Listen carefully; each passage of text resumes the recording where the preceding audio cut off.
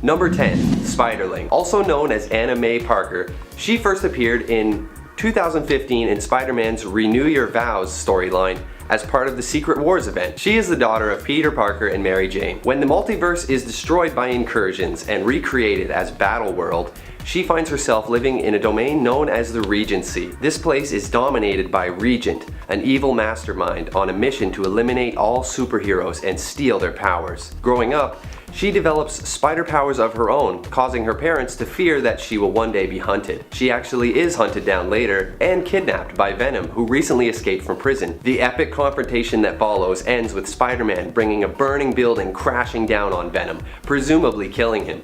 Ooh, Daddy Spider-Man is protective. Later in life, Anna confronts the villain Mole Man on her own while her parents are busy arguing about their daughter being a superhero. The Parker trio goes on to defeat the villain together, and Peter names her Spiderling. She has the same sense of responsibility as Peter, but with Mary Jane's headstrong attitude. Number 9. Spider-Girl. First appearing in one of Marvel's What If storylines, number 7, in 1978, Betty Brant was a newly hired employee at the Daily Bugle. Attending a scientific demonstration with her colleagues, she winds up in the same lab Peter Parker is visiting with his classmates. A radioactive spider drops down and lands on Betty's hand, resulting in her being bit instead of Peter. Concerned for Betty, Peter convinces Jameson to let her take the day off, and he invites her out to dinner. Later, the two of them discover Betty has developed spider powers, and Pete inspires her to take up crime fighting so he can take some pictures and sell them to the Bugle.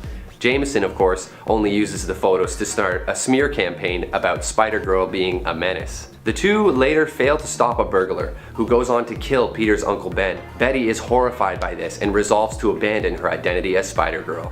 Hey guys, before I get on to the next one, please take a second to hit that like button. It really helps us out here at Top 10 Nerd. Number 8. Penny Parker. You might recognize her from the Spider-Verse film, but Penny actually made her debut in 2014 in Marvel's Edge of the Spider-Verse, number 5. When she was 9 years old, her father died, the original pilot of the 900-pound spider suit. She learns from her Uncle Ben and Aunt May that she's the only one who can take his place, and allows herself to be bitten by the radioactive spider that powers half of the suit's CPU. 5 years later, Mysterio begins infecting the people of New York with a hallucinogenic gas, and it's Penny who shows up and dispatches him, later working alongside Daredevil. She also later joins the Spider Army, recruited by Peter Porker and Old Man Spider on a subway ride home. Penny is Japanese and a vegetarian. Her superpowered suit pays homage to classic mecha anime, and some of her classmates' names are actually references to popular shows. Number 7. Spider-Woman. First appearing in Marvel's Spotlight number 32 in 1977, Jessica Drew grew up in a small cottage with her father, Jonathan Drew. John found uranium in large amounts on the property and went on to build a research facility, performing controversial studies in genetics and cell regeneration. Eventually, little Jessica becomes poisoned from the constant uranium exposure, and John injects her with an untested serum made with the blood of several uncommon species of spiders, and you'll never guess what kind of powers she gets. He seals her in a genetic accelerator while she undergoes a transformation, and she stays in stasis for decades, her aging greatly slowed. Now, as a fully grown woman with hardly any life experience, she wastes no time getting into trouble. Her first romance ends in tragedy when she accidentally kills her boyfriend, and later is manipulated by Mentalo into joining Hydra. Hoping to mold her into an assassin, sends her off to assassinate Nick Fury. She refuses and fights back against her masters, eventually escaping and starting a new life as a friendly neighborhood bounty hunter, Spider-Woman. She later finds herself dubbed the Dark Angel of San Francisco, swinging around the city and solving crimes just like the real Spidey. Number 6. Spider-Gwen. Raised by George Stacy alone after her mother died, her free spirit and creativity often clashed with her father's rigid attitude. She became friends with Peter Parker and formed a band with her classmates known as the Mary Janes. After being bitten by a genetically engineered spider, she gained spider powers and became known as Spider-Woman. Peter Parker, desperate to be like his idol Spider-Woman, conducts an experiment on himself that turns him into a monstrous lizard-like beast, and Gwen winds up beating the snot out of him, resulting in his death. This leaves her branded a criminal by the city, and the guilt of Peter's death hangs heavy over her head. She doubles her efforts to fight crime, eventually having her identity uncovered by her father. At one point, she travels to another universe and meets a version of Peter Parker that became the Goblin, overwhelmed by rage at not being able to save his universe's version of Gwen Stacy. She attempts to recruit him into the Spider Army, but he refuses. Later, when she reveals that she's actually an alternate Gwen Stacy, he sacrifices himself to save her like he wishes he could have in his own dimension. Number 5. Silk. First appearing in Amazing Spider-Man Volume 3 in 2014, Cindy Moon was born with an eidetic memory. At a scientific demonstration, the radioactive spider that gave Peter Parker his powers also bit her in the ankle. The first use of her powers was actually when she got home and accidentally webbed up her parents. She is then taken away by Ezekiel Sims, who locks her away to protect her from Morlun, the devourer of totems. He's on an interdimensional mission to basically kill every single version of Spider-Man. Good luck, am I right? So yeah, she's locked away in this tower with a whole bunch of books and tapes and stuff, and she stays there willingly to keep herself safe. Spider-Man finds out about this at some point, and he comes along to rescue her. She improvises a sweet costume made of webs, and the two immediately begin an intimate relationship.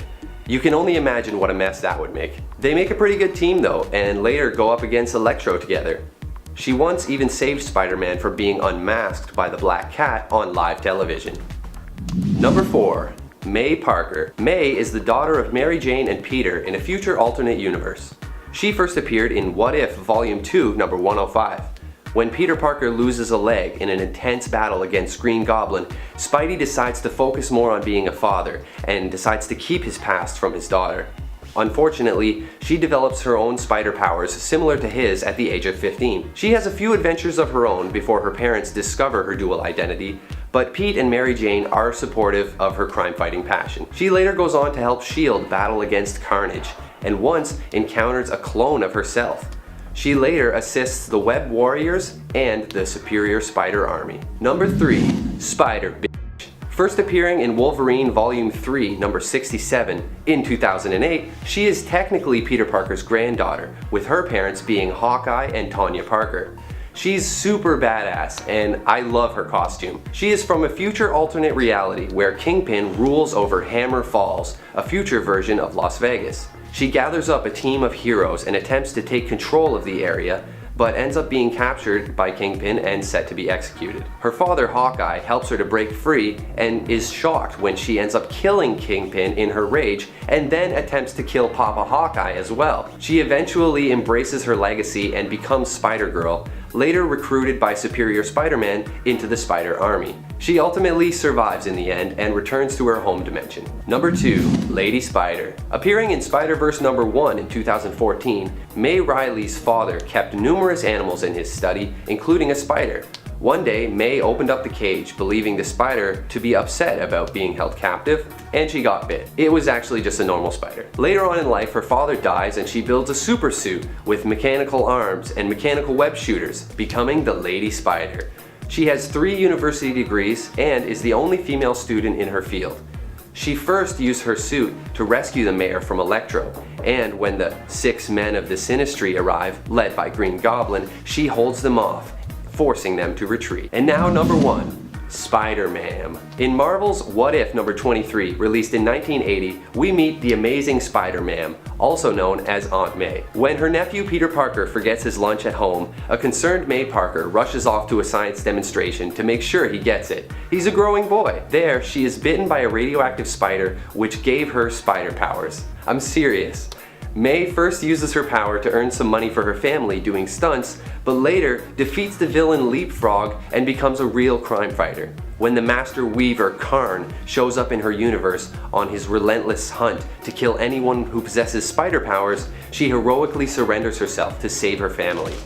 Also known as Spider Lady, or sometimes just Granny, May is later recruited into the Spider Army during the Spider-Geddon event to battle against the Inheritors on the Marvel Prime universe. In the end, the evil Inheritors are defeated by transferring their consciousness into infant human babies, which May actually adopts and takes back to her universe. Truly your friendly neighborhood aunt. And at number 10, Normie Osborn. Let's begin with a rather PG pairing here on our list, Mayday Parker and Normie Osborn, from the alternate universe of the MC2. Mayday Parker is the daughter of the original Spider-Man, aka Peter Parker, and Mary Jane Watson. She first appeared in What If Volume 2, issue 105 in 1998. Normie, on the other hand, is the grandson of Norman Osborn, as you probably guessed. He was also the MC2 Green Goblin, but ended up giving up that mantle. Mayday previously had a crush on him, and he still has feelings for her, despite being married to Brenda Drago, aka Raptor these days. But back then they shared some intimate moments, including a passionate kiss, in which Normie rejected her afterwards because of their family's histories together. He straight up said, "Your father would kill me." Speaking of her father, this one isn't actually her father, but it's the same dude. In at number 9, Peter Parker. Moving on to another alternate universe, and at this number we have the Mangaverse. We are talking about Earth 2301, where Mary Jane Watson is Spider-Woman and she rolls with a gang of ninjas called the Spider Clan. Now Peter Parker on this Earth is still Spider-Man and he shows her the ropes with the clan. But he is also her boyfriend. Now while we aren't given too much detail about their relationship beyond the fact that they are a thing, we do see them participate with other heroes in an event that turns out to be a superhero massacre. But luckily they survive, so yay for love. Moving on to number 8, Peter Parker again. Okay, different Peter Parker this time around. We're actually looking at the 616 Peter Parker. And the Spider-Woman in this case? Well, it is not the 616 Spider-Woman, but it is a woman with the same spider powers.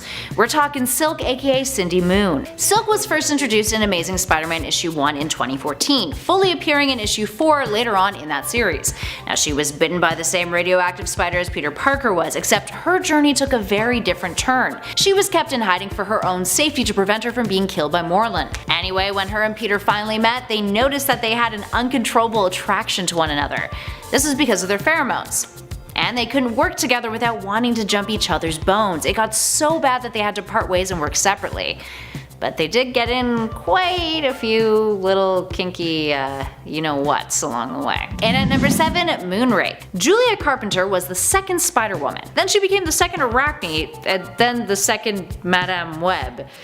Regardless, she first appeared in Secret Wars Volume 1 Issue 7 in 1984 and since has been a member of many prominent superhero teams, including the West Coast Avengers, ForceWorks, and Omega Flight. Now after the West Coast Avengers disbanded, she would find herself as part of ForceWorks, where her and Moonraker would be teammates. Moonraker was a mysterious fellow, capable of altering time. When he first appeared as part of the ForceWorks team, it was like the plot to Buffy Season 5.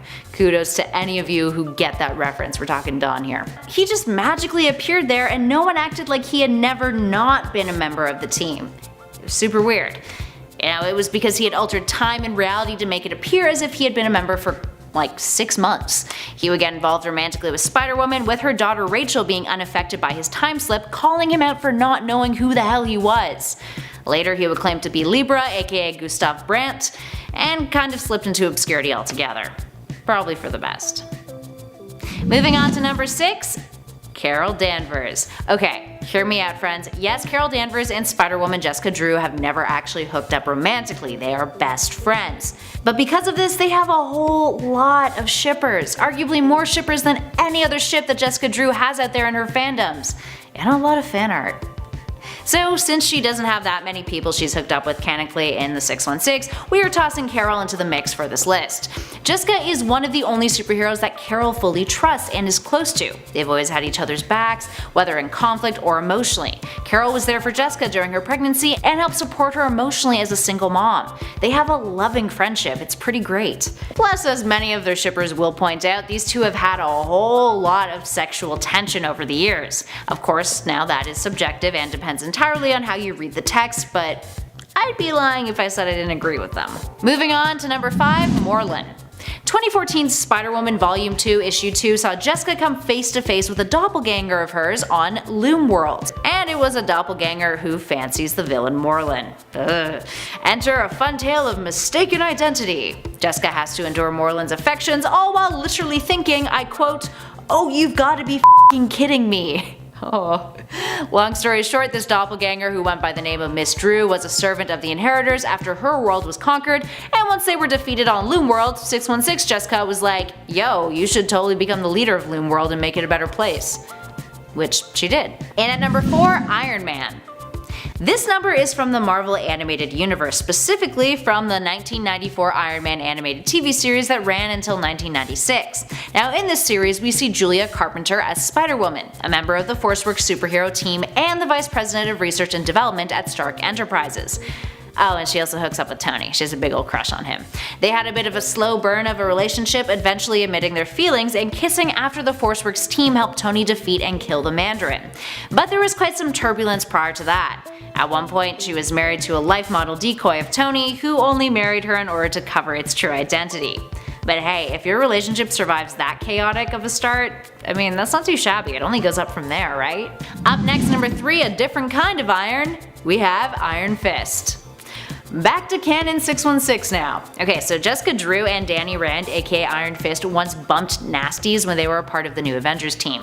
After some very serious flirting and a victory over the villain Hatemonger, the two found themselves in bed together post-battle. In a story called Modern Love, the two of them beat down on Hatemonger and then hook up, with Jessica teasing Danny about whether or not he's dating Misty Knight. After they both admit that they are very single, Danny asks Jessica what she's doing tomorrow night. It's a fling they eventually decide to end, but one that we doubt either of them regretted. Up next, number 2, Hawkeye. Jessica Drew and Clint Barton were a thing once upon a time. Now you might remember this iconic cover for Avengers Volume 4 issue 17 that featured the two of them embracing during the Fear Itself storyline. Now after Jessica joined up with the Avengers, the two got really flirty, with Jessica even using her spider pheromones on him, which he called her out on. While some fans thought their relationship was really charming, others thought it was Brian Michael Bendis screwing around and having his allegedly favorite character Hawkeye hook up with a woman he thought would make for a hot pairing. And overall, it didn't really make any sense. Considering it's Bendis, no surprise. Their relationship is also one that took a drastic turn in Hawkeye's solo series when their relationship grew toxic and evolved into domestic abuse. In Hawkeye issue 9, he reveals that he's been cheating on her, and she goes to strike him out of rage, but he grabs her wrist and states that he gets that she is mad, but that she is not allowed to do that anymore. It's quite a powerful moment. And finally, in at number 1, we're looking at a completely different Spider-Woman from a completely different Earth, Spider-Gwen and Miles Morales. Alright, so when it comes to the most well-known Spider-Woman pairing, it's gotta be Spider-Gwen and Miles Morales, aka the Ultimate Universe Spider-Man. So, these two come from 2 different Earths. As we said, Miles is from the 1610 Ultimate Universe, whereas Spider-Gwen, who is actually called Spider-Woman, Spider-Gwen's her nickname, is from Earth 65. Now she would first appear in Edge of Spider-Verse issue 2, becoming one of the most beloved characters to come out of the Spider-Verse story event. Then in 2016, Spider-Gwen found herself in a crossover storyline with Miles called Sitting in a Tree, where the two became romantically involved. The premise of this crossover was that Miles' father had gone missing during a mission for S.H.I.E.L.D., and Maria Hill sent him to Earth 65 in order to find his dad. This leads to Miles working with the Spider-in-Residence on that Earth, Gwen Stacy, with the two of them falling for each other, despite Miles eventually having to return to his own Earth.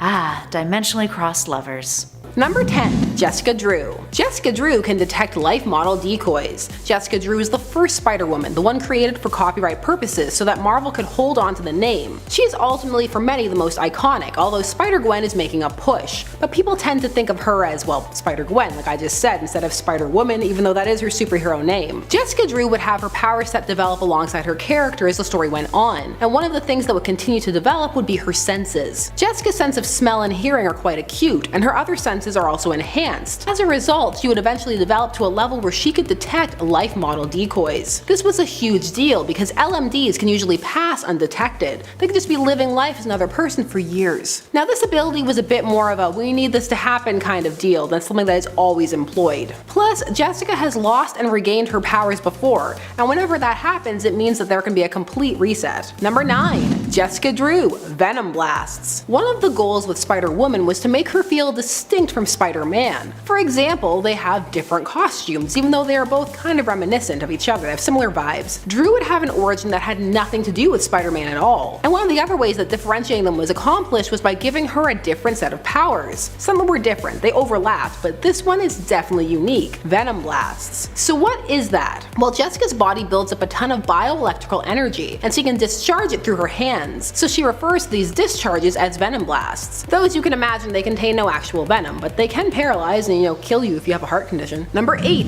Jessica Drew, Pheromones. Jessica Drew has had an interesting history with her pheromones. At first she wasn't aware of them, but she was having a hard time making friends and forming relationships. It was revealed that this was because she was emitting pheromones that were repelling people away from her. They were making her come off as abrasive and making people afraid of her. Later on, the ability to attract with those pheromones would be added. First men, then eventually everyone, as with some degree of control. But this ability is largely shelved because, let me use a word that has been ruined for a lot of people, it was problematic. It put Jessica in a very predatory position, and that could at times clash with the fact that she was a superhero, one of the good guys, not someone who manipulates and the like. Pheromone powers are a tough one to write. Very few can do so with grace. Number 7. Spider-Gwen Dimension Watch. Let's switch gears and Spider-Woman for a moment and take a look at a cool piece of tech. This tech is held onto by Gwen Stacy, the Dimensional Watch. This watch allows Gwen to hop dimensions, which definitely comes in handy. Gwen Stacy first debuted during the 2014 Spider-Verse arc and was a breakout character. The design definitely helped. She became a cosplay darling. Because of all of this, she would stick around after and eventually get her own solo series in 2019.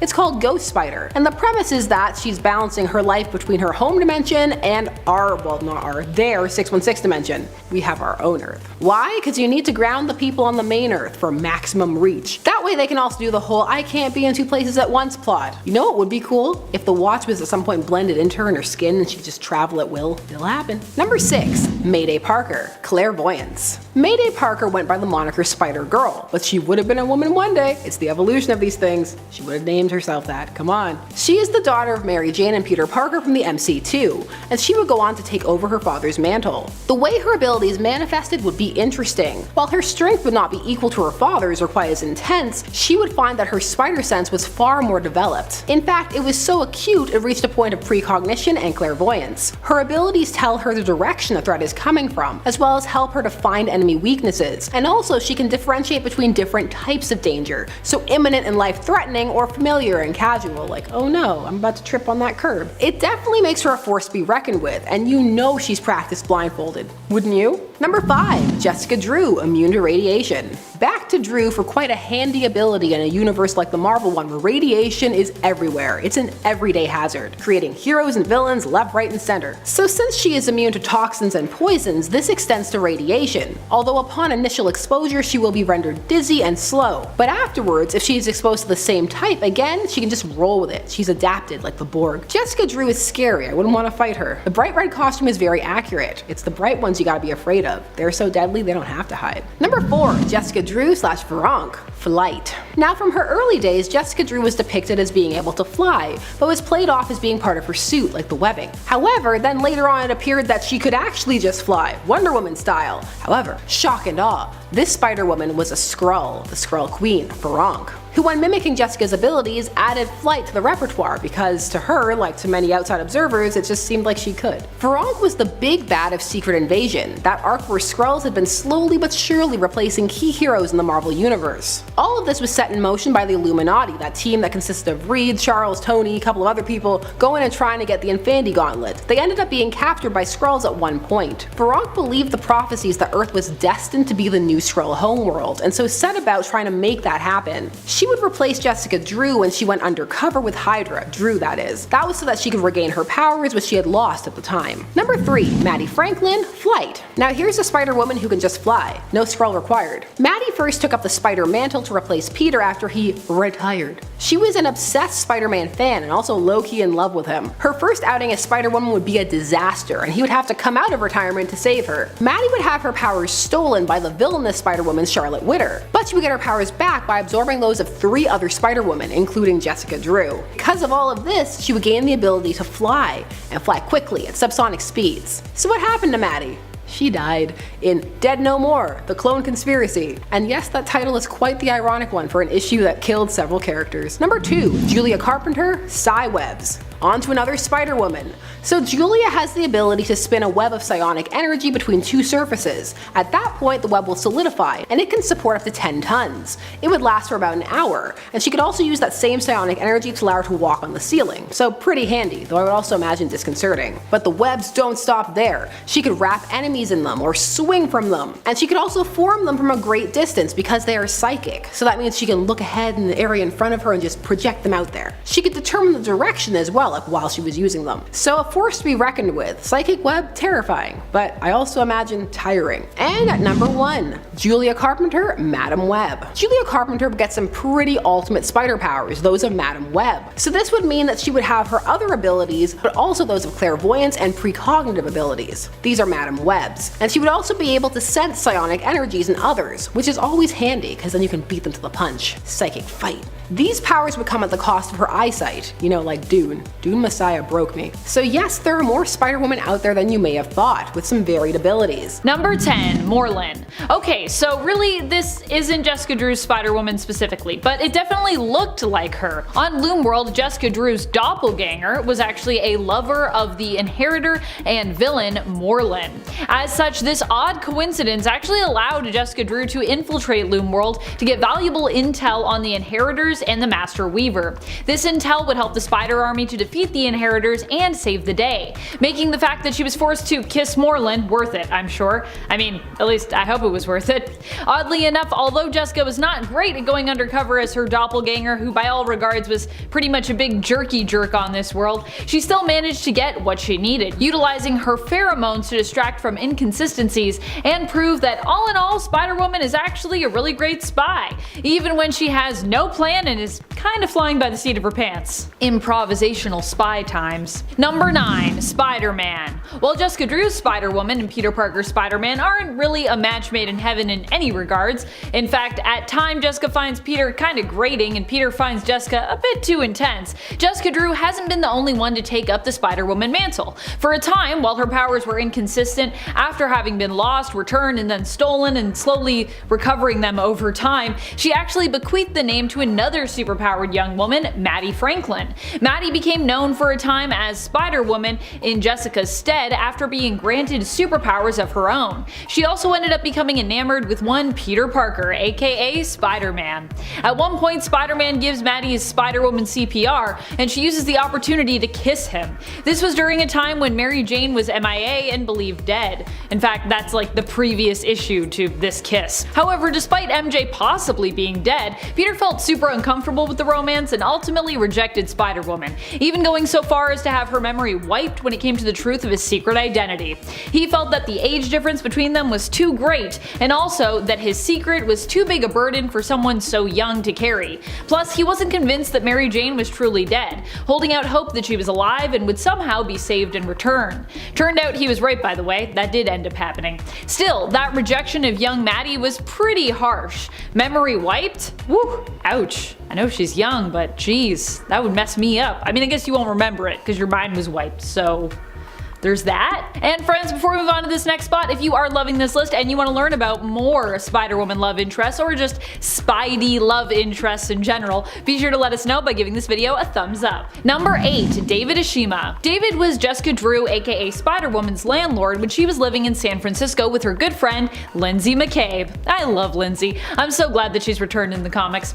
David and Jessica hit it off and began dating. However, the relationship didn't last, as eventually David Ashima discovered that Jessica Drew was secretly Spider-Woman, also known in San Fran as the Dark Angel of San Francisco. This was all too much for David, and the two ended up calling it quits on their relationship. However, it should be noted that this whole ordeal would not stop David from later asking out Kitty Pryde when some of the X-Men came to visit Jessica. Number 7, Shroud. Shroud was the love interest of Julia Carpenter's Spider-Woman. While this Spider-Woman was also married at one point, her husband and her ended up getting divorced, with him getting custody of their daughter, Rachel, due to Julia's unexplained absences as a result of her secret life as the hero, Spider-Woman. The Shroud and Spider-Woman would fall in love when he helped her after she had lost her powers. It was Shroud who helped restore them and also helped Julia to recover from being paralyzed with physical therapy. Unfortunately, the romance wouldn't last, but even after they broke up, the Shroud refused to let Julia go and began stalking her in an attempt to get back together with her because he believed it would help him, fix his life. Yeah, that didn't end well. Julia was like, don't stalk me. Stop that. I'm gonna lay a trap for you. Number 6, Captain Marvel. Carol is really just Jessica Drew's best friend forever, but despite them being the facts, there are still a ton of people who ship these two together as, Well, as more than friends.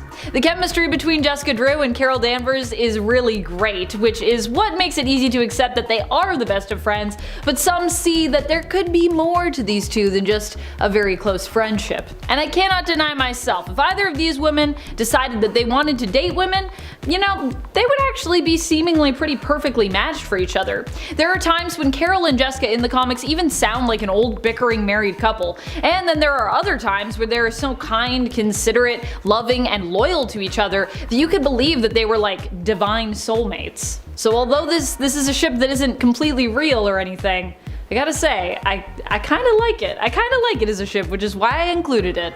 So if you ship those two as more than friends, that's alright. I stand by it. Put it in your fanfics. Number 5. Jerry Hunt. Jerry Hunt was an agent of S.H.I.E.L.D. who stumbled upon Jessica Drew's Spider-Woman when she was using her powers as a thief, just trying to survive and get by. Or well, she tried to be a thief briefly and then she was like, actually I shouldn't do this. I'll just be a hero instead, even though that doesn't pay anything. Oh boy, how am I gonna eat food? Coming across her path, Jerry managed to unmask Spider-Woman and found her appearance to be familiar. After he was injured, Jessica saved his life, and as he lay recovering at the end of that very first issue of Spider-Woman from the 1970s, he claimed that for whatever reason, he wanted that woman. He wasn't sure if he wanted to catch her or he wanted to love her, but boy oh boy did he want her. Jerry would later recall where he'd seen Jessica before in S.H.I.E.L.D. files where he saw her back in her Hydra days. Eventually, Jerry would end up finding Spider-Woman again, and for a time the two would even date. Jerry would also become an ally to Spider-Woman, helping her fight against villains and even trying to help her learn more about her own mysterious past. In the end, they would decide to break up when Jerry had to go back to London for work. Jess, you see, would rather stay put, and so that was the end of their romance. Number 4. Norman Osborn. For the daughter of Spider-Man, Spider-Woman Mayday Parker, she'd actually end up falling in love with the descendant of a rival family, the Osborns. It's like a Romeo and Juliet love story. I mean, maybe the Osborns also isn't a rival family, but they're at least a complicated family in regards to their relation to the Parkers, truth be told. There were both good and awful memories there. Normie Osborn, Norman Osborn's grandson and Harry Osborn's son, became May's friend and ally after she saw the tragedy in him when he was Green Goblin and actually helped to reform him.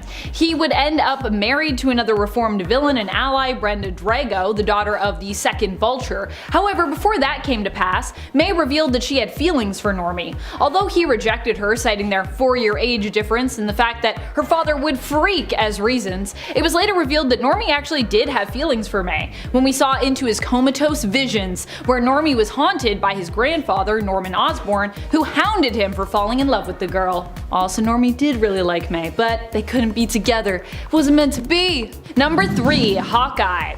Jessica Drew's Spider-Woman and Clint Barton's Hawkeye ended up getting together as a result of their time on the Avengers. They both developed feelings for one another and decided to start dating. However, due to some misinterpretation of the boundaries of that relationship, the two ended up calling it quits. Clint thought that he and Jess were keeping things casual, and he ended up having a one-night stand with somebody else outside of the relationship, which Jessica was not happy about when she found out, because she thought things were more serious between them and more monogamous. It also ended on a not so great note, as Jess, upset and hurt, lashed out by physically hitting Clint. Also, let's remember that Jess does have super strength, though I'm sure she wasn't using it there, but still, that makes this moment like even more worse in my mind. Both Clint and Jess made mistakes when it came to the whole situation between them, but fortunately, they were eventually able to move on and become friends again, though awkward moments still arise between the two as a result of this relationship. Number 2. Spider-Man. Obviously, we are once again switching up Spider-Womans for a moment. Although Gwen Stacy of Verse 65 is now known as Ghost Spider, there was a time when she too went by Spider-Woman. She has been known as Spider-Gwen most prominently from a reader's standpoint, but within the narrative, Spider-Woman and Ghost Spider are more common names for that character. This alternate version of 616's Gwen Stacy ends up falling in love with a different Spider-Man other than Peter Parker. She is more known for her relationship with and love of Earth 1610's Miles Morales, aka Spider-Man. And In fact, there is even an alternate future where these two end up together, settle down, and they have kids. In that reality, they are both heroes and also kind of celebrities because of their heroics. Number 1. Porcupine. Roger Gawking is a fan favorite when it comes to Jessica Drew's romances. He was once the villain Porcupine who ended up becoming involved in a case that Jessica was investigating as a PI. The spouses, paramours, and villains had been kidnapped and were being kept safe in exchange for ransom money that the villains were forced to pay. When Jessica went to investigate, she found a community of villains' loved ones who were essentially pretending they had been kidnapped in exchange for money, as many of them were victims of abuse at the hands of said villains. In the end, Jessica helped to resolve this conflict while still protecting the community of victims. Roger would go on to become an ally and friend to Jess, and also act as her babysitter after her son Jerry was born. Eventually, it would be revealed that Roger had feelings for Jess, and after believing he'd been killed only to find out he'd actually survived, the two shared a kiss, with Jess confirming that she also had feelings for Roger. More recently in the comics, Jess's busy heroic life, as well as her inability to see Roger as her equal, caused the two of them to break things off. Or more specifically, Roger to dump Jessica. I gotta say though, I kinda get it. I feel like Jessica did not have a lot of time for Roger. Poor Roger. Hopefully they can get back together, maybe? Again? Maybe?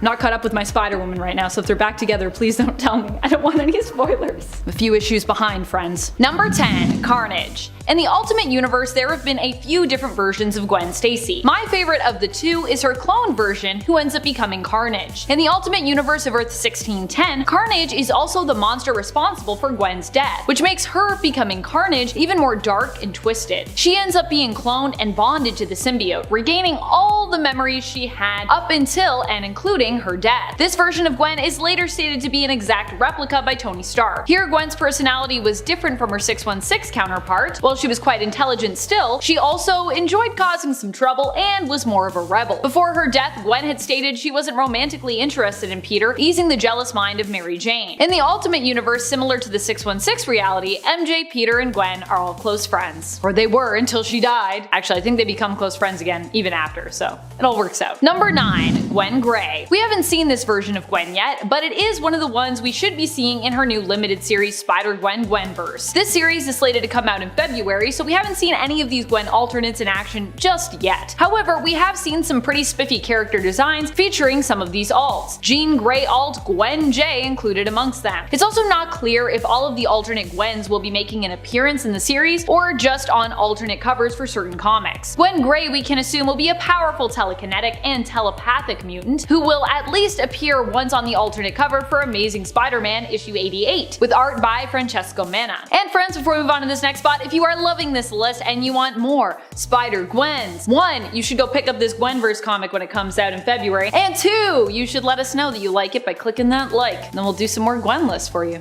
Yay! Number 8. Joyce Delaney. There have been many Gwen clones throughout comic book history ever since her fateful and tragic death. However, none of them have probably been as long-lasting as Joyce Delaney. Joyce was the first clone of Gwen made by the Jackal, simply to punish Peter Parker. Jackal, in case you didn't know, is Miles Warren, former professor of Gwen's who was in love with her. He blamed Peter for Gwen's death. In truth, Joyce, it turned out, wasn't a real clone, but simply a student of Miles's who was genetically altered to become identical in appearance to Gwen. She would for a time settle down and marry a Miles Warren clone who took the name Warren Miles. I kid you not. However, eventually Joyce, like so many other Gwens before her, would die at the hands of another Gwen Stacy clone. Clones on clones on clones. Not to say that many Gwen Stacy clones have died at the hands of a Gwen clone, but just many of them have died. Yes. Number 7. Spider-Gwen? No, not that Spider-Gwen from Earth 6-5, who is like the main point of this list. I'm talking about Spider-Man Spider-Gwen. Spider-Girl? Spider-Gwen? There was already a name Spider-Gwen of Earth 6-5 had, wasn't it? I think she was already a Spider-Girl. I don't know how to name this without making it confusing, so let me just explain it. One of the alternate covers we'll be getting for the Spider-Gwen Gwenverse comic, issue number 1, features a look at an alternate Gwen who is dressed in Spider-Man's costume, implying that we could get an in-depth look at an alternate who more literally became the alternate of Peter Parker's Spider-Man, but of course in female form, in Gwen form if you will. I personally would be interested to see this if she is one alt that does get featured. Does she have an Uncle Ben that taught her with great power comes great responsibility? Does she work for the Daily Bugle? Who will fill in as the Aunt May of her story? Will she also end up in a love triangle with an alternate version of herself and MJ? Who will be her Green Goblin? These are questions I'd love to see answered as we learn more about this alternate potentially in the Gwenverse comic. Potentially. I don't know if she'll be in it, but she's on a cover. Number 6. Abiel. Remember when we talked about Joyce being the first clone of Gwen? Turns out, retroactively at least, that she wasn't really the first clone. Abiel was later on revealed during the events of Spider Island to be the first Gwen clone that Miles Warren successfully created. At least until another clone comes along and is like, actually I was the first. Abiel wasn't too fond of clones herself and made Warren promise not to make any more Gwen clones. Well, we all know how that goes. When Abby found out about the existence of the other semi-clone of Gwen, Joyce Delaney, she killed Joyce and then confronted Miles. In the end, she ended up dead herself in an explosion when Kane Parker, a clone of Peter Parker, chose to save Miles instead of Abby. So many clones, truly. Truly so many clones. Number 5. Age of Apocalypse. This alternate version of Gwen Stacy never ends up dying at the hands of Green Goblin, and miraculously also doesn't die at the hands of Apocalypse or any of his loyal subjects either in AOA. Instead, she goes on to meet up with Dr. Donald Blake. In this universe, Blake never became the Mighty Thor and was just a doctor, an everyday hero. Blake saved Gwen from illness when she was on the brink of death, and she repaid him in kind by saving his life from a mutant ambush. Gwen would go on to act as Blake's sort of bodyguard, aiming to protect him. Gwen also ends up shaming Bruce Banner for helping Apocalypse, and in the end, he sacrifices himself to save both her and other human lives. Number 4. Prime Gwen 2.0. That's what we're gonna call this clone, who is a clone, but is also the closest clone we'll likely ever see when it comes to getting a replacement 616 Gwen. She was turned into the almost Gwen by Ben Reilly's Jackal. He basically gave this clone of Gwen the memories of the previous Gwen, the real one, up until the point of her death,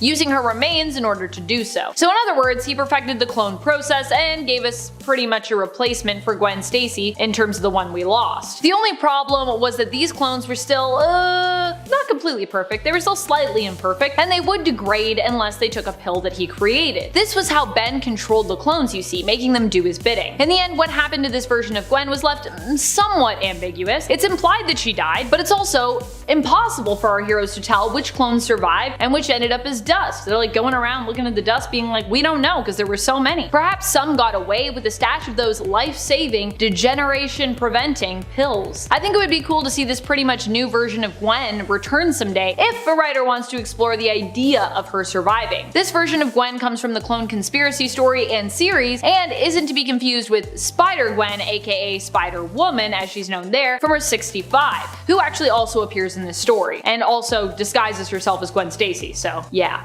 I mean, she is Gwen Stacy, but she disguises herself as 616 Gwen Stacy. Clones are confusing. Alright, next one. Number 3. House of M. In the House of M reality, created through reality warping by Avengers Scarlet Witch, we get to see a version of Spider-Man's story where neither Uncle Ben nor Gwen died. Instead, Peter ends up happily married to Gwen later in life, and the two settle down and have a son together, named Richie. Peter ends up a celebrity, a wrestler turned actor, and has his own corporation, Spider-Man Inc., while also being involved in lots of charity work. Gwen helps him manage his company, which also helps to free up Peter's time for other heroic activities or work. It's really nice to see an alternate reality where Peter gets to be happy and gets to be with Gwen. However, when he found out it was all a lie, it nearly broke him. So that's the downside, I guess, of this alternate reality of Earth 58163. But at least for a time, him and Gwen were happy together. Number 2. Gwenpool. Honestly, one of the wackiest characters out there and also one of the most fun has to be Gwenpool. Gwenpool is a cross between Deadpool and Gwen Stacy. Her home reality I don't believe is designated as having a number yet, but the temporary reality number it has currently is 565. Though honestly, I think it's better if we don't even give it one because it's kind of like our reality. Anyways, on Earth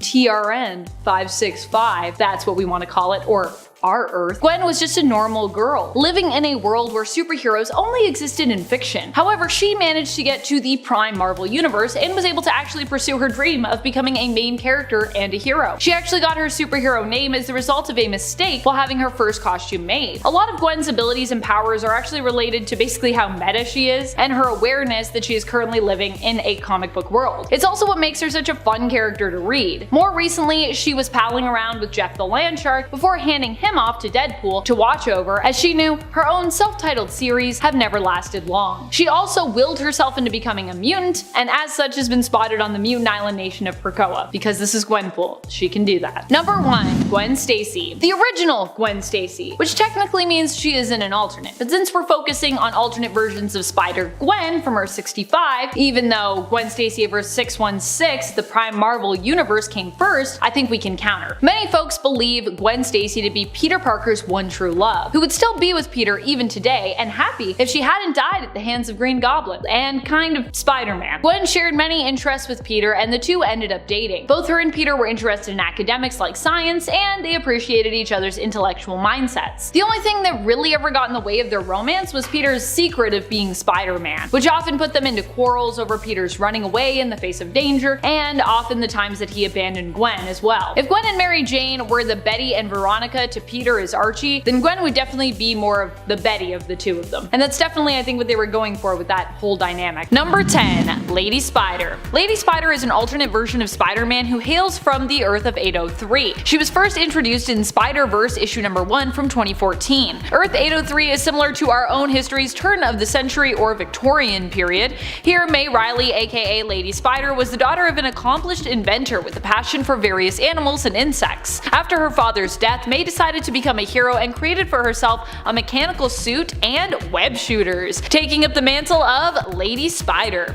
She does not have any powers, but is considered to be a spider totem and is able to fight against villains on her Earth using her suit and her equipment. I also just love her overall look, it's so cool. Number 9. Spider Bite. Spider Bite comes to us from A Vault of Spiders issue number 1 from 2018. Her real name is Margot and she takes up the hero persona of Spider Bite in secret while immersed in cyberspace, a virtual reality world that humans, I assume in the future, frequent on a regular basis. It's like the internet, but if you could walk around in it and actually, like tap into it, experiencing it with a virtual avatar that is meant to represent you as opposed to just surfing it on your computer. It kind of reminds me of that episode of Adventure Time where they find that island full of people who are basically fed through tubes and plugged into a virtual reality Matrix-like world where they live out their day-to-day through virtual avatars that they can customize. I don't know if you've seen that episode, but it's pretty cool. It's pretty trippy. We haven't seen much of Spider-Bite yet in the comics, with her only appearing in 2 issues, but I really do hope we get to see more of her and her alternate futuristic world of Earth 22191. And friends, before we move on to this next spot, if you are loving this list as much as I am loving giving it to you,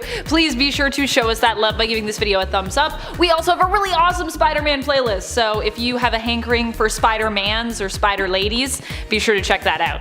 Spider folks, Spider totems. Number 8. Spider-Girl. Anya Corazon got her powers through a spider tattoo after she was considered a powerful potential candidate for the Spider Society by one of their sorcerers, Miguel. The Spider Society is a secret society that has existed since 1099 AD. They worship and often seek to protect spider totems, those who are fated to become superpowered spider-like beings. That's what a spider totem is. Ezekiel Sims also belongs to the Spider Society, for example. Miguel believed that Anya had what it took to become one of their hunters, warriors who fought against the Sisterhood of the Wasp. Anya ended up getting caught in the midst of a fight looking to protect a stranger who happened to be the sorcerer Miguel. To save her life and seeing her potential, he transferred some of his power to her, giving her that spider tattoo as well as spider-like powers along with it. Number 7. SP//DR, or as I like to say, Spider. Spider, aka Penny Parker. You might recognize Penny from the first Into the Spider-Verse film. She was introduced there as a young girl who inherited her father's spider-like mech suit, SP//DR, Spider, after he died. As the suit was made based on her father's genetics, it was believed that Penny was the only one to carry on his work with the mech. She allowed the radioactive spider connected to the suit's CPU to bite her so that she could bond with and control the suit alongside it. Penny was created by Gerard Way and Jake Wyatt and made her first appearance in 2014 in Edge of the Spider-Verse issue number 5, before showing up in the film 4 years later in 2018. Number 6. Spider-Man. Spider-Man has to be one of my favorite all-time alternate characters in the history of Marvel. I just love that she became a full-fledged hero in her own right, and that she helped to defeat the Inheritors the second time around while also deciding to raise all of the then-made baby versions of them. If anyone could make sure they grow up to be good and kind instead of murderous spider totem devouring villains? It's Aunt May. Spider-Man hails from Earth 3123 and comes from What If issue number 23 originally, where we asked the question what would happen if Aunt May had been bitten by a radioactive spider in the place of her nephew Peter Parker. And to be clear, that is What If issue 23 from the 1977 series. Not 89, if you're looking for it. Number 5. Venom. Not that Venom from Earth 616, this Venom from Earth X, aka Earth 9997. This version of Venom and alternate spider person is May Parker, the daughter of Mary Jane Watson Parker and Peter Parker. There is much we do not know about May's origins, but we do know that in her youth she was trained likely by the hero Daredevil, aka her uncle Matt, in the use of her spider sense in combat. Her relationship with her father was made more complicated when Venom left its aged host, Eddie Brock, and sought out May to try and use her as a weapon of revenge against Peter Parker, still holding a grudge against Spider-Man for rejecting the symbiote years ago. Venom was like, I remember all these grudges, I don't let them go. Fortunately, May's willpower was so strong that she was able to bend the symbiote to her will, allowing her to take control of it and use it for her own heroic means, instead of it corrupting her. Number 4. Madam Web. Julia Carpenter has been known by a few different spider-centric names over the years when it comes to her heroics. Initially we knew her as Spider-Woman, but she would later take up the mantle of Arachne before becoming Madam Web, and receiving the precognitive and telepathic abilities of Cassandra Webb as she passed away. Julia Carpenter originally got her spider-like abilities when she was unknowingly experimented on. She had volunteered to be part of what she thought was a medical athletic-based study. However, in reality, the government was really experimenting on her to try and create their own superhero. Julia Carpenter also has a daughter named Rachel, though we haven't really seen her for a while in the comics. I hope she's doing okay. Number 3. Spider-Woman. Thank goodness not everyone on this list is known as Spider-Woman, because that would make it really confusing. Though this hero is someone that you would probably still associate with the name Spider-Girl, as it was a mantle she had for many years in the comics. However, May Parker, the daughter of Mary Jane Watson Parker and Peter Parker from Earth 982, is all grown up now, hence her taking on the mantle of Spider-Woman instead. May, nicknamed Mayday Parker, is the first child of MJ and Peter, but also has a clone, named April Parker, who joined the family as a stand-in cousin, and May also has a younger brother known as Ben. I always wondered if Peter just comes up with all the names for their kids, or what's going on there. I have to assume though that MJ must just really be on board with naming her kids after Peter's aunt and uncle, as in almost all alternate realities, that's what ends up happening. I don't even know, does MJ just not want to name people after her family? I guess her family history is pretty weird and dramatic, so maybe that's why. She has mixed feelings about her family members. Number 2. Ghost Spider. While Gwen Stacy might be dead and gone in the reality of Earth 616, on the reality of Earth 65, she was the one who received spider-like abilities, while her good friend Peter Parker was the one to die, becoming the reluctant villain known as the Lizard before being killed. Peter had looked up to Spider-Woman as she was originally known when she first came on the scene. He wanted to be a hero like her, but instead ended up as a monstrous creature, oh no, becoming the Lizard after experimenting on himself. Gwen of Earth 65 has been known as Spider-Woman, Venom, Spider-Gwen, and more recently took up the mantle of Ghost Spider in the comics. Number 1. Spider-Woman. One of my all-time favorite spider heroes. And also yes, the second Spider-Woman on this list, but hey, a lot of people go under the mantle Spider-Woman, as I said. Jessica Drew has a super weird and kind of complicated story when it comes to her origins, especially as time has gone on and we've learned more about it. But I don't know if we consider it weirder than her original origins, which was that she was a woman who used to be a spider. That's a pretty weird story.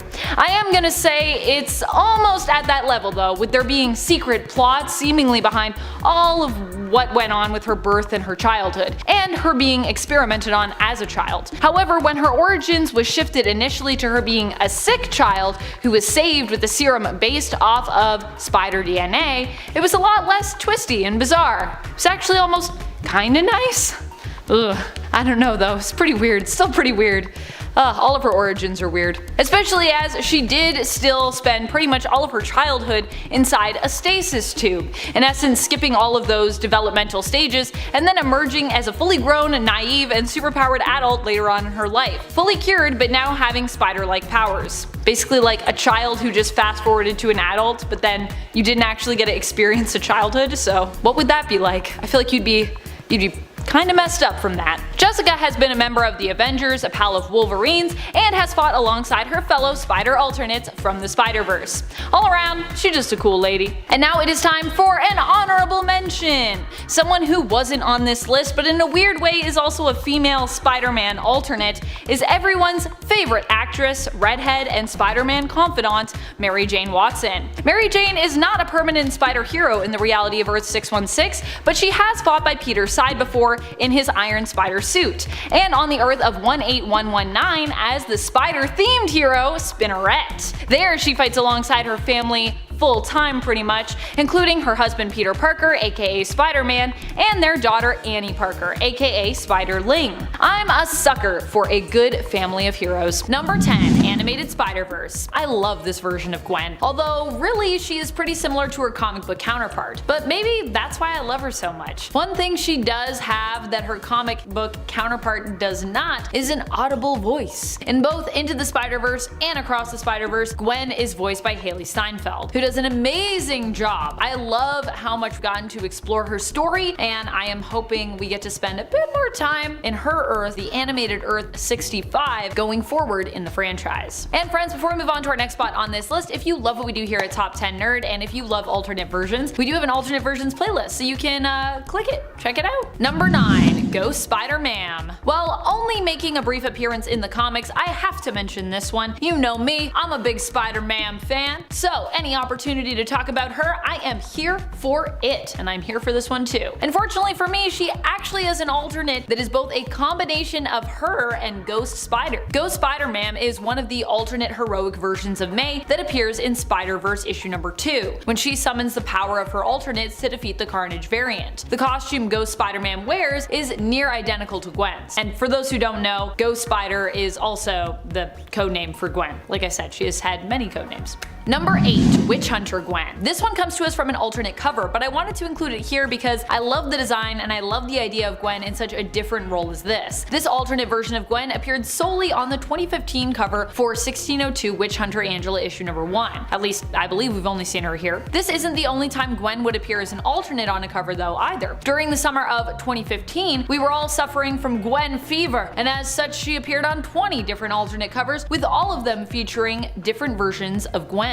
And since then, she's also had her own Gwenverse sort of come about, so there's a lot of Spider-Gwen out there running around, a lot of variants. Number 7. Ghost Spider. Not really a full-on alternate of Gwen, but another character that uses this same name, Ghost Spider. And I like Ghost Spider, so I thought I would include him. Ghost Spider is actually an alternate Peter Parker from Earth 11638. He is the version of Spider-Man who never lost his uncle. Instead, Uncle Ben helped Peter with his training, but also kinda turned him into a monster. Peter in this world was extremely successful, a wealthy celebrity scientist and philanthropist who also fought crime as the vigilante Amazing Spider. However, he started to use his technology to trap other spider variants from other worlds so he could drain them of their powers, taking all that power for himself. Having never learned the lesson with great power comes great responsibility, but instead, with great power comes a great responsibility to stay powerful from his uncle. However, when 616 Spider-Man was about to be drained, this alternate version had actually a change of heart and ended up sacrificing himself to free the main reality Peter, seemingly perishing but really becoming something new, becoming one with his regrets and the souls of the underworld. He was revived as Ghost Spider.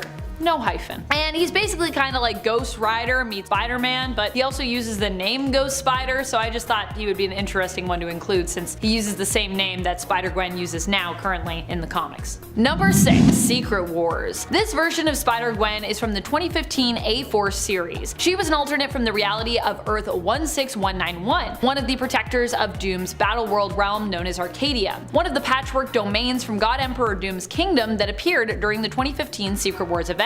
In this reality, Spider-Gwen saved MJ from a Marvel Zombies horde, and it's kind of implied that the two may have some kind of romantic relationship in this universe. Or I don't know, they just seemed kind of flirty to to me, so I could be wrong there, but picking up on some flirting. My flirting meter went off. Number 5, Gwenum. Not the official name of this character, but a name that I gave them. While on Earth 65, a Spider-Gwen actually does become Venom for a time, there is actually a version of her who stays as Venom and also becomes a detective. And actually the version, the name that we know Gwen as is kind of Gwenum, or like that's the editorial name, or Venom, but this version is Venom all the time, so I just thought why not just call her Gwenum, but she doesn't go by that name, just so you know. This is pretty cool though, right? This Gwen variant is from the alternate reality of Earth 617, where her origin story was actually the same as the 616 Gwen Stacy counterpart, up until she had a run-in with her own alternate from Earth 65, which caused the timeline to split, hence why her reality is known as 617. Get it? It's 616, but like one change. After the death of her father, George Stacy, which Gwen initially blamed Spider-Man for, Gwen ran into Spider-Gwen of Earth 65. Following their run-in with one another, where each was able to kind of provide some insight that helped the other, Gwen of Earth 617 was inspired to become a detective. Later, she would bond with the Venom symbiote of her Earth, becoming the hero known as Spider-Woman. But I like to call her Gwenum, just because if I called everyone Spider-Woman on this list, it'd be confusing. Speaking of, number 4, Spider-Woman. Seriously, one of the cutest realities around. On this Earth, Spider-Gwen is married to Miles Morales, and the two of them actually have kids together, one daughter and one son. Their children also inherited superpowers and fought for justice alongside their mom and dad as members of the Amazing Eight. The Amazing Eight is Earth 8's premier superhero team, which is made up of actual spider heroes from across the multiverse. This Gwen is not just a member of the Amazing Eight team, but also belongs to the Council of Spider-Women, which is made up of, well, you guessed it, alternate versions of Spider-Woman from across the Marvel multiverse, or Spider-Verse if you prefer. Number 3, Ghost Spider,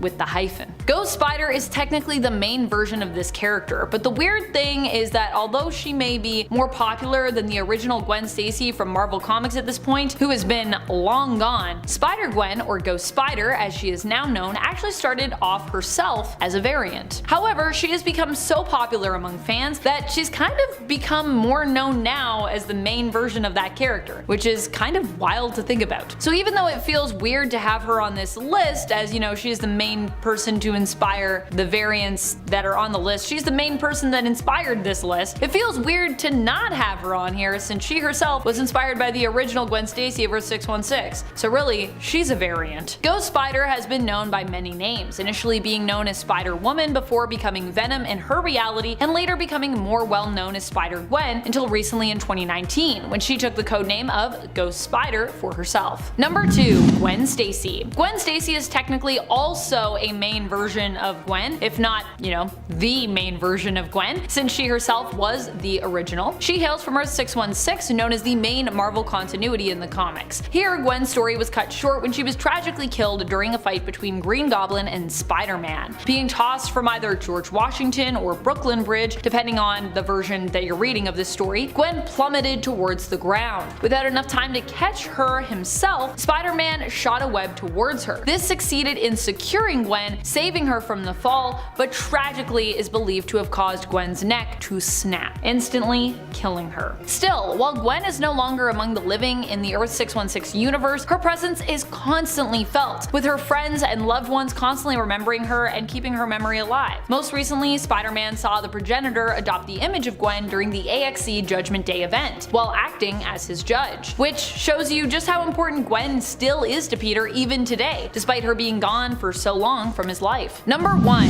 Gwenpool. Gwenpool is one of my favorite Gwen alternates. She is actually an alternate version of 2 different characters, a mashup of Gwen Stacy and Deadpool, hence Gwenpool. Gwenpool originates from a world where superheroes exist only in fiction, which has led many to believe that she exists in our universe, Earth 1218, the real world. However, Gwen doesn't actually have an official designated number for her Earth yet, so it's still kind of up for debate. Regardless, Gwen preferred to live in a fantasy world and eventually did end up in a fantasy world, coming to Earth 616. Finally existing in a world where superheroes were real, Gwen set out to become one herself, going out and getting a costume and ending up unintentionally with the hero name of Gwenpool. While the cover of issue number 1 features Jessica Drew's Spider-Woman in her typical yellow and red suit, this arc actually mainly features Spider-Woman in a completely new costume, a black and red affair that many people were not fans of when it was first announced. From just looking at this costume alone, I get it. These colors are already more famous for another spider-related hero, Miles Morales, and it kind of feels like Jess is stealing Miles' look here. But the story actually kind of makes this suit relevant.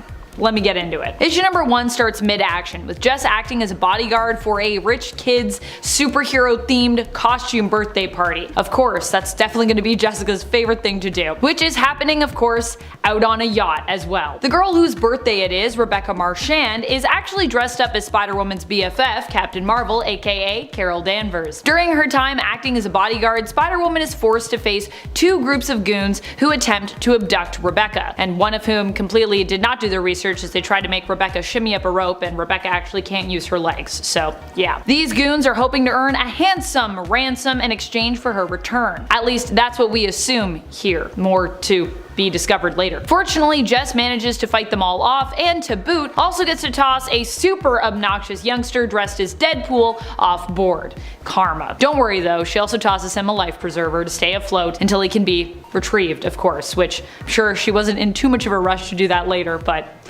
it's a pretty funny little moment. After many explosions, the fight comes to a close with Jess victorious, but also having not felt well all day, ends with her throwing up what looks like to be green acid ooze on the deck of the ship before passing out. Why is Jess here? What's with this new suit? Well, all of this is actually explained in the secondary story, where we learn that Spider-Woman is low on cash, so low in fact, that she can't even afford a full cab ride home after doing some hero work, and so she decides to start taking on some mercenary work, some hero for hire work. This was the job she signed on for, and this suit is the one she had specifically made to wear during her hero for hire work. However, it seems like there might be someone else behind the scenes manipulating Spider-Woman, using the suit that she had made to track her and monitor her vitals. In fact, that's how she's able to even pay for this suit, if you were wondering. She doesn't really have the funds, but they're like, you know what?